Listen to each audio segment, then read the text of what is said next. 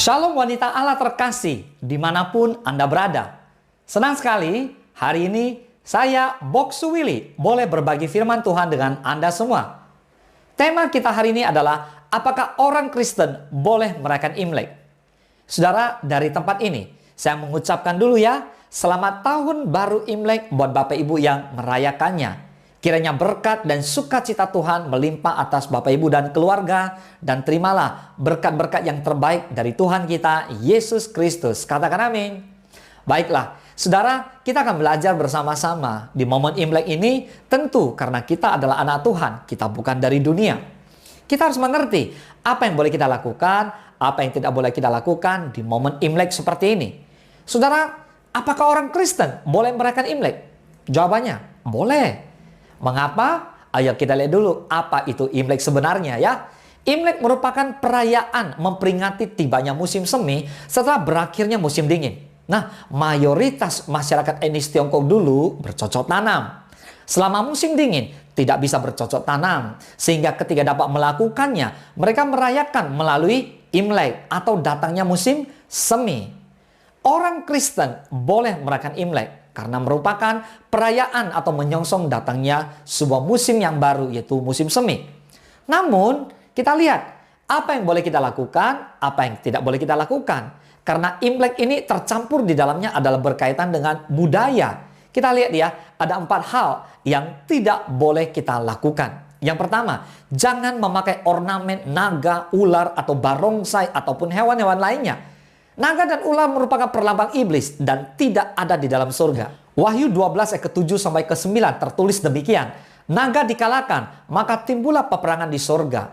Mikael dan malaikat-malaikatnya berperang melawan naga itu, dan naga itu dibantu oleh malaikat-malaikatnya. Tetapi mereka tidak dapat bertahan, mereka tidak mendapat tempat lagi di surga. Dan naga besar itu, si ular tua yang disebut iblis atau Satan, yang menyesatkan seluruh dunia, dilemparkan ke bawah. Ia dilemparkan ke bumi bersama-sama dengan malaikat-malaikatnya. Jadi saudara harus tahu bahwa naga merupakan perlambang iblis. Jangan mau ditipu. Katakan amin. Oke. Yang kedua, jangan berdoa di kuburan atau makam ataupun kuil untuk memohon ke leluhur yang telah meninggal. Saudara, kita tidak boleh mengharap ataupun memohon kepada arwah orang-orang yang sudah meninggal. Kita hanya boleh berdoa kepada Tuhan Yesus Kristus. Katakan amin. Saudara, kalau mau berziarah untuk bersih-bersih kuburan, ya sah-sah saja. Asalkan kita tidak berdoa dan berharap sesuatu kepada mereka yang sudah meninggal. Ayub 7 ayat ke-9 dikatakan, sebagaimana awan lenyap dan melayang hilang, demikian juga orang yang turun ke dalam dunia orang mati tidak akan muncul kembali. So, hidup kita hanya bergantung kepada Tuhan Yesus sepenuhnya. Katakan amin. Oke, yang ketiga, jangan menyembah patung ataupun gambar berhala.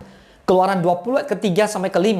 Jangan ada padamu Allah lain di hadapanku. Jangan membuat bagimu patung yang menyerupai apapun yang ada di langit di atas, atau yang ada di bumi di bawah, dan yang ada di dalam air di bawah bumi. Jangan sujud menyembah kepadanya atau beribadah kepadanya. Sebab aku, Tuhan Allahmu, adalah Allah yang cemburu, yang membalaskan kesalahan bapa kepada anak-anaknya, kepada keturunan yang ketiga dan keempat dari orang-orang yang membenci aku. Yang ngerti katakan amin. Yang keempat, jangan mempercayai tahyul ataupun syio. Saudara, sebagai anak Tuhan, jangan pernah mempercayai ramalan atau hasil semedi dari dukun dan sebagainya. Walaupun terdengarnya begitu keren. Saudara, yang namanya syio itu menyerupai. Jadi kalau di Chinese ini ada syio ular, syio babi, syio anjing, syio monyet. Loh, kalau kita ada syio, berarti kita menyerupai. Jadi dikatakan kalau kita syio ular, berarti kita menyerupai ular. Lebih baik kita sionya hanya kepada Yesus. Katakan amin. Kita punya karakter bukan seperti ular, tapi kita punya karakter seperti Tuhan Yesus. Amin. Oke. Nah sekarang di 1 Timotius 4 ke-7 dikatakan, tetapi jauhilah tahyul dan dongeng nenek-nenek tua. Latihlah dirimu beribadah. Katakan amin. Oke. Sekarang kita lihat 5 hal yang boleh kita lakukan untuk merayakan Imlek. Yang pertama, saling mengucapkan selamat. Saudara, lewat saling mengucapkan selamat, kongsi facai, itu artinya selamat, Anda diberkati, Anda menjadi kaya raya, Anda diberkati Tuhan berlimpah-limpah, Anda makmur adanya. Wow, saudara, mari kita ucapkan berkat, kata-kata yang boleh memberkati banyak orang. Katakan amin. Yang kedua, saling berbagi berkat atau angpau. So, di Imlek ini kita sering melihat ada amplop merah, yaitu angpau. Wow, itu penting. Mengapa? Karena kita belajar untuk memberkati, untuk memberi. Jika kita memiliki berkat berlebih, silakan membagi-bagikannya, terutama kepada yang berkekurangan ataupun kepada sanak saudara dan keluarga. Dan angpau hanya diberikan kepada orang-orang yang belum menikah atau anak-anak. Yang ketiga, makan bersama keluarga dan teman-teman. Saudara, ada makan bersama pada waktu Sacapme. Jadi keluarga berkumpul di mana mereka makan bersama-sama. Dulu keluarga itu kerjanya jauh-jauh. Ya, jadi masyarakat Tionghoa dulu kerjanya jauh-jauh. Jadi pada waktu momen tahun baru Imlek, mereka berkumpul bersama dengan orang tua, keluarga, mereka bersama-sama. Nah, kalau kita anak-anak Tuhan, sekarang apa harus kita lakukan adalah kita berbagi kasih, menerima sukacita Tuhan yang berlimpah, dan kita bangun unity bersama dengan keluarga kita. Katakan amin. Yang keempat, mengunjungi keluarga. Saudara, mari di momen Imlek kita biasanya juga ada kunjungan ya. Cuma di pandemi seperti ini, mari kita lebih hati-hati. Tetap protokol kesehatan, tetap pakai masker. Ayo kita tunjukkan kepedulian dan kasih kita kepada keluarga kita. Katakan amin. Yang kelima, menghiasi rumah dengan ornamen-ornamen Chinese New Year yang tidak bertentangan dengan firman Tuhan. Misalnya, menghiasi dengan lampu-lampu lampion. Yang penting, jangan ada ornamen naga, barongsai, atau gambar-gambar hewan lainnya.